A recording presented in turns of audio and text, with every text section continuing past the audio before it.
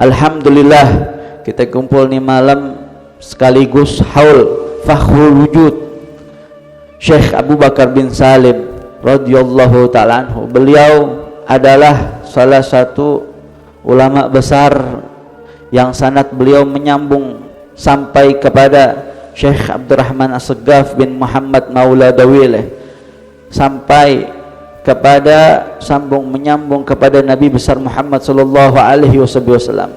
Ulama yang luar biasa, saleh, alim, faqih, sabir, mukhlis. Beliau bukan sekedar ulama yang mempunyai ilmu banyak, melainkan mengamalkan ilmunya juga banyak. Beliau seorang ulama yang dermawan sebagaimana yang kita kenal.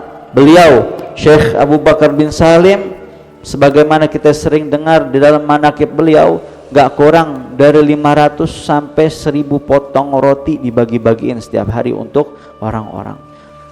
Rotinya orang Hadramut gak sama kayak roti orang Indonesia. Roti orang Indonesia satu potong gak bikin kenyang, apalagi cuman satu lembar doang gak bikin kenyang. Tapi rotinya orang Hadramut tahu gak? Gede-gede, tebel-tebel kayak gini, gede ya, hif namanya tuh, gede, tebel. Itu roti bukan dari tepung biasa, enggak, dari gandum. Kita makan tuh sekali, makan tuh full satu roti, kenyang kita sampai sore. Hadza Syekh Abu Bakar bin Salim tiap hari bagi-bagiin itu potong roti 500 sampai 1000 potong roti.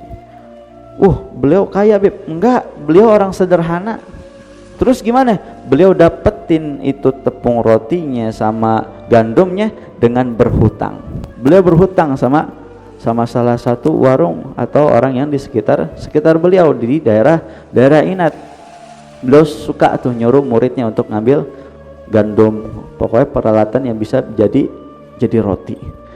Sampai suatu hari diperintahin muridnya, beli ini ke warung, suruh hutang. Akhirnya apa? Kata yang punya warung, sampein ke gurumu, ini utang udah banyak, kapan mau bayar? Bagi-bagi makan doang, ngutang nggak dibayar, ya. Akhirnya apa yang terjadi? Diaduin ke Syekh Abu Bakar bin Salim. Wahai guru, tadi si tukang warung bilang katanya harus bayar hutang, udah nggak boleh ngutang lagi. Akhirnya apa yang terjadi? Ditemuin itu tukang warungnya, si bapak-bapak yang jaga warung ditemuin sama Syekh Abu Bakar bin Salim, ditanya, bener nih udah nggak boleh ngutang? Iya, kamu nih bagi-bagi terus, intayasar, bukan intayasarnya nanti jadi syar ini kalau misalkan intayasar tuh kalau mampu, ya kalau mampu, kata Syekh Abu Bakar Salim. Akhirnya bayar dong utangnya, kata Syekh, kata tukang warungnya, jaga warung, bayar utang. Bagi-bagi roti bisa, bayar utang tuh penting.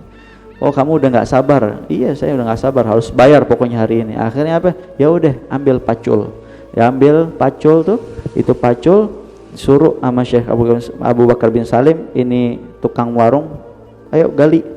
Itu tanah digali, tok tok tok, ting. Wah, ada suara, ting. Habis tok tok tok, ting. Akhirnya apa? Ambil, khut. Pas diambil sebongkah emas. Wah, sebongkah emas gede. Akhirnya kata Syekh Abu Bakar bin Salim, kafet, udah cukup nih, yakfi. Wah Habib, ada ziyadah Habib, lebih dari cukup katanya. Terus kalau gitu besok saya boleh utang. Wah Habib, mau utang berapa aja terserah Habib katanya. Syekh Abu Bakar bin Salim mau utang, terserah Syekh, pokoknya sekarang utang Syekh lunas, bahkan ada lebihnya. Kalau gitu you and me the end. You and me end, itu bahasa kita tuh. Kalau gitu kita sekarang berpisah, Anda udah nggak mau urusan sama ente lagi. Karena apa? Ngutangnya ente sama ane ibadah, ente nggak bisa sedekah sebanyak seperti itu. Dengan ente ngutangin, ente sama aja udah dakwah ilallah. Tapi ini orang nggak sabar. Murid Syekh Abu Bakar bin Salim ngelihat tuh tukang warung macul, tiba-tiba yang kegali emas, ikut ambil juga tuh pacul yang sama, dari belakang digali juga, tek tek tek ting, emas kantongin, tek tek ting, sampai 3 kali tuh emas dikantongin. kiri kanan kantongnya penuh sama emas. Besok harinya ini muridnya Syekh Abu Bakar bin Salim datang ke rumah Syekh Abu Bakar bin Salim. Dibilang, Syekh Abu Bakar bin Salim, pokoknya hari ini belanjaan saya yang traktir, saya yang bayar. Kamu punya uang? Alhamdulillah, saya ada rezeki dari Allah. Akhirnya, apa yang kau perlukan wahai Syekh? Hari ini beli tepung, beli gandum, beli ini. Akhirnya ini murid langsung siap marhaba, langsung pergi ke warung terdekat. Sampai di warung langsung tunjuk-tunjuk, tuh tepung karung, gandum sekarung. Lu bener banyak duit. Kemarin ngutang, sekarang banyak borong semua. Kalau perlu ente aneh borong juga. Akhirnya setelah dipilih apa yang mau dibeli, udah dikumpulin, mana bayar. Pas tenang, pas dikeluarin itu sebongkah emasnya jadi batu. Jadi batu. Tadi emas, pas lihat batu. Akhirnya apa ya? Waduh, embung orang Sunda tuh sallallahu alaihi Muhammad. Nggak jadi, akhirnya nggak jadi. Dengan malu dia pulang lagi ke rumah Syekh Abu Bakar bin Salim. Ditanya, mana belanjaan? Nggak jadi beli. Enggak Syekh, katanya punya duit. Iya Syekh, saya kemarin punya emas dari engkau. Akhirnya pas dibuka lagi udah jadi batu. Kamu nggak izin sih. Kalau misalkan kamu izin kemarin ngambil dari tempat galian tuh, itu emas masih jadi emas. Kamu nggak izin sih, main ngambil aja. Akhirnya tetap nggak jadi emas lagi, jadi batu. Masya Allah. Ada Syekh Abu Bakar bin Salim, karomahnya luar biasa. Beliau dapat karomah kayak begitu bukan seperti orang balik tangan, enggak, melainkan dengan mujahadah, dengan perjuangan beliau, dengan ketekunan beliau, dengan kesungguh-sungguhan beliau dalam mencari ridhonya Allah Subhanahu wa taala. Sampai-sampai dikisahkan Syekh Abu Bakar bin Salim di akhir-akhir sebelum wafatnya, 40 tahun sebelum wafatnya, beliau duduknya tawarruk. Duduknya dalam keadaan seperti orang sedang tasyahud. Seperti orang dalam keadaan tasyahud.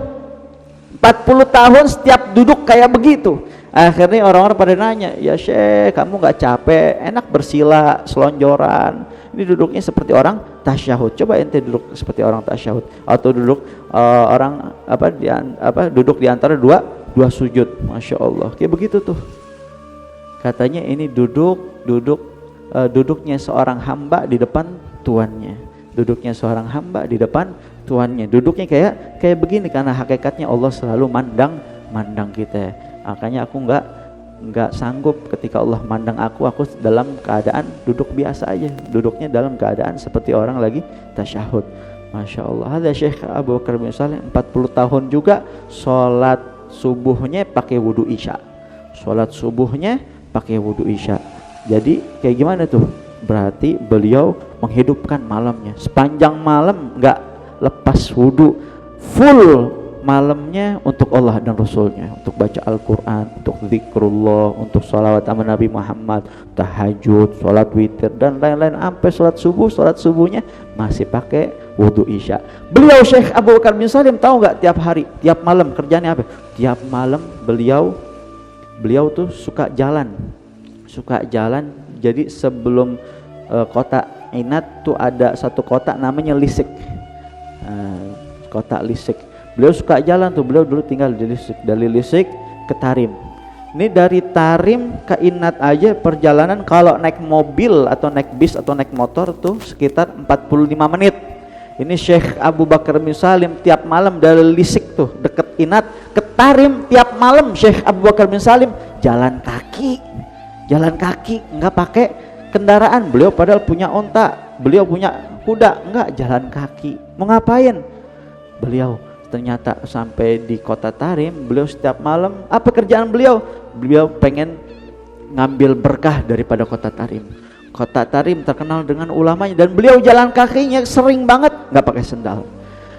Jalan kaki nggak pakai sendal. Beliau berharap itu telapak kakinya orang soleh dulu yang pernah melangkah di Tarim berpas-pasan dengan telapak kaki beliau, yang dengannya dapat nadhrah, dapat rahmat dari Allah Subhanahu wa taala, dapat madad dari para auliya sholihin. Masya Allah. Nyampe di Tarim, kerjaan beliau apa? Tiap malam beliau kunjungin beberapa masjid. Puluhan masjid dikunjungin sama Syekh Abu Bakar bin Salim. Ngapain? Itu masjidnya dibersihin, WC-nya dibersihin, airnya dipenuhin. Tahu nggak? kamar mandinya di Hadramut nih masjid-masjid di Tarim beda sama masjid-masjid di sini, WC-nya kecil. Tapi kalau di sana ada jabiah yang kolamnya itu tuh ibaratnya itu kayak kita ini satu toren. Tiap malam itu jabiah itu bahasanya itu torennya itu tempat airnya, wadah airnya di setiap masjid yang ada di Kota Tarim dikuras, dibersihin sama Syekh Abu Bakar bin Salim, diganti sama yang baru. Beliau berharap ntar pagi atau nanti waktu tahajud datang mereka udah pada bisa wudu, udah pada bisa ibadah, beliau dapat kebagian daripada pahalanya. Sepanjang waktu beliau kerjakan seperti itu semasa hidupnya, dan gak ada satupun orang yang tahu kecuali merbot masjid. Tapi sama beliau disuruh diam sampailah beliau pulang ke rahmatullah, baru terdengar kabar. Itu Syekh Abu Bakar bin Salim jalan kaki itu sering banget dari kota Lisik, dari kota dekat Inat ke Tarim jalan kaki, nggak pakai sendal, sering banget. Sampai kadang-kadang karena hawa panas yang luar biasa di sana, sering banget dia jalan kakinya lecet sampai berdarah-darah, sampai para wanita penggembala di pagi hari melihat jejak kaki yang terbuat dari darah. Ternyata itu jejak kakinya Syekh Abu Bakar bin Salim. Syekh Abu Bakar bin Salim juga pintar ngejaga perasaan daripada saudaranya. Kita juga harus pintar ngejaga perasaan saudara kita. Sebagaimana kita tahu, suatu hari ada seorang wanita tua datang ke rumah Syekh Abu Bakar bin Salim. Sampai di rumahnya nggak ketemu sama beliau, ketemunya sama pembantunya. Ditanya sama pembantunya, apa gerangan kamu kemari, mau ngapain? Ini aku kesini mau kasih hadiah buat Syekh Abu Bakar bin Salim. Apa hadiah yang kamu mau berikan kepada beliau? Ini ada segenggam daripada tepung. Kata pembantunya, kamu nggak ngelihat ini ada berkarung-karung tepung di rumahnya Syekh Abu Bakar bin Salim? Tentu beliau nggak perlu tepung yang sedikit dari engkau. Akhirnya ini wanita tua menangis, sedih, kecewa, patah hatinya, pulang dengan putus harapannya. Terdengar berita tersebut sama Syekh Abu Bakar bin Salim dari dalam rumah, langsung keluar rumah. Pembantunya diomelin sama Syekh Abu Bakar bin Salim, dikejar itu wanita tua. Sampai di hadapan wanita tua tersebut, itu segenggam daripada tepungnya diciumin sama Syekh Abu Bakar bin Salim. Dibilang, tuh 1000 potong roti di rumah gak bakal jadi roti kalau enggak segenggam tepung dari kamu. Akhirnya segenggam tepung yang dikasih sama ini wanita tua digantiin sama Syekh Abu Bakar bin Salim dengan sekarung daripada tepung. Kata Syekh Abu Bakar bin Salim, orangnya sederhana tapi dermawan. Jadi pelajaran buat kita, di saat kita mau mengeluarkan buat sedekah, jangan takut miskin, jangan nunggu kaya baru sedekah. Justru dengan sedekah bikin kita jadi kaya. Sebagaimana yang saya pernah sampaikan di minggu kemarin waktu di majelis Ahad sore, nggak pernah kita dengar kisahnya si fulan jatuh miskin gara-gara banyak sedekah, nggak pernah. Melainkan kita sering dengarnya apa? Si fulan jadi orang kaya, si fulan jadi orang sukses. Pada saat kita selidikin apa kuncinya, apa resepnya, ternyata dia sering sedekah, dia sering santunan anak yatim, dia sering bangun masjid, suka sumbangan ke masjid, suka kasih fakir miskin. Kayak begitu-begitu yang bikin bukain pintu-pintu rizki yang enggak kita sangka-sangka. Otak kita, penglihatan kita cuma bisa ngelihat apa kita lihat, tapi hadiah dari Allah, kalau Allah udah mau kasih sama kita, pemberian Allah nggak mampu kita pikirin dari arah mana aja Allah kirimin. Makanya jangan dustai nikmat Allah, syukurin nikmat yang Allah udah berikan sama kita, sama husnudzan sama hamba-hambanya Allah Subhanahu wa taala. Alhamdulillah pada malam hari ini kita kumpul di majelis ilmu di Taman Sorga, sekaligus juga kita pembukaan daripada majelis kita Madinatul Habib sallallahu alaihi wasallam yang lumayan cukup lama ditutup karena adanya keadaan seperti ini. Ya, mudah-mudahan dengan dibukanya lagi enggak ditutup-tutup lagi. Mudah-mudahan buka sampai hari kiamat. Amin. Mudah-mudahan kita semua saudara kita ibu kita, orang tua kita yang lagi sakit, semuanya diangkat penyakitnya sama Allah Subhanahu wa taala, disehatin badannya sama Allah Subhanahu wa taala. Terakhir kita baca qasidah qad kafani, habis itu kita baca doa maulid, habis itu kita makan kalau ada makanan.